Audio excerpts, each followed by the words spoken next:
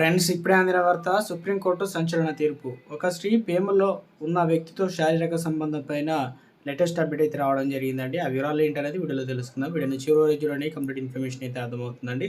ఇలా ఇంకేమైనా సరే మన ఛానల్ సబ్స్క్రైబ్ చేయకుండా చూస్తున్నట్లయితే వెంటనే మన ఛానల్ సబ్స్క్రైబ్ చేసుకోండి. ప్రభుత్వం నుంచి వచ్చే లేటెస్ట్ అప్డేట్స్ అన్ని కూడా మీ ఫోన్ నోటిఫికేషన్ రూపంలో అందించడం జరుగుతుందండి. చూస్తున్నారు కానీ లైక్ చేయడం మర్చిపోతున్నారు. వెంటనే లైక్ చేయండి. లేట్ చేయకుండా వీళ్ళకైతే వెళ్ళిపోదామండి మనం.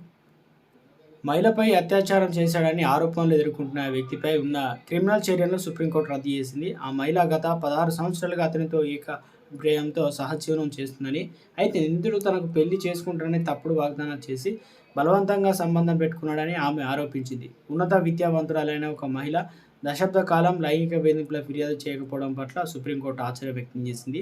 అది ఆ వాదన యొక్క విశ్వసనీయతపైన ప్రశ్నలు లేవనెత్తింది.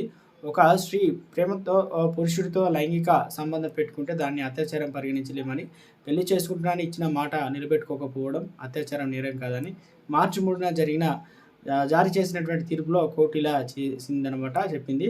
నిందితుడికి మొదటి నుంచి వివాహం చేసుకునే ఉద్దేశం లేదని నిరూపించబడితే తప్ప వివాహం చేసుకుంటానని ఇచ్చిన హామీ నిలబెట్టుకోకపోవడం అత్యాచారం నేరంగా పరిగణించబడదు. నిందితుడు వేరొకరిని వివాహం చేసుకున్న తర్వాత ఆ మహిళ ఎఫ్ఐఆర్ దాఖలు చేసిందని సుప్రీంకోర్టు గుర్తించింది. ఫిర్యాదు వెనుక ప్రతీకార భావం ఉన్నట్లు కనిపిస్తుంది. జస్టిస్ విక్రమ్నాథ్, జస్టిస్ సందీప్ మెహతాలతో కూడిన ధర్మాసనం ముందు విచారణ జరిపి నిందితులకు ఉపశమనం లభించిందనమాట. అత్యాచారం కేసును కొట్టివేయడానికి అలహాబాద్ హైకోర్టు నిరాకరించింది. ఆ తర్వాత సుప్రీంకోర్టులో అప్పీలు దాఖలైంది.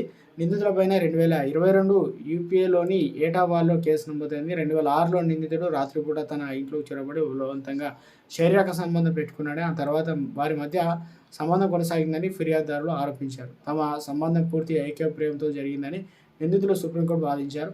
ఆ మహిళతో తన సంబంధం చెడిపోయింది, తాను మరొక మహిళను వివాహం చేసుకున్నాడని నిందితుడు పేర్కొన్నాడు. దీన్ని తర్వాత ఆ మహిళ తప్పుడు ఆరోపణలు చేస్తూ ఫిర్యాదు చేసింది.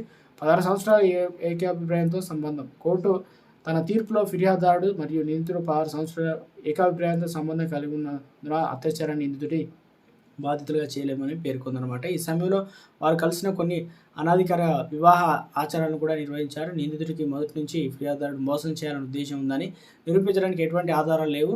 బాధితుడు తన సొంత ఇష్టానుసారంగా సంబంధంలోకి ప్రవేశిస్తే అత్యాచారం భాగస్వామిని బాధ్యత వహించరాదని